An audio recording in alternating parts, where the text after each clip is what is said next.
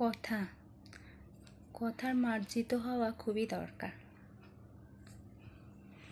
কথা এমনই একটা জিনিস যেটা আপনাকে হাসতেও সাহায্য করবে, আপনার মনোবল বাড়াবে, আবার আপনাকে দুঃখে কষ্টে মানসিকভাবে ভেঙে দেবে।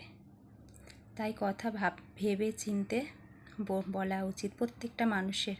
পাশের জনকে কী বলছি সেটা প্রত্যেকের ভাবা উচিত।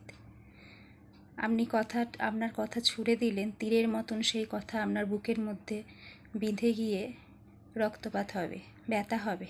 হয়তো সেটা দেখা যাবে না, চোখে দেখা যাবে না, কিন্তু মনের ব্যথাটা রয়েই যাবে।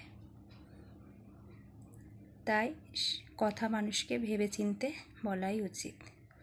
আবার কিছু কিছু মানুষের কথাতেই এমন আছে যে অন্যজনকে বাঁচাতে সাহায্য করে, আনন্দ দেয় তার কথাতে, তাই না?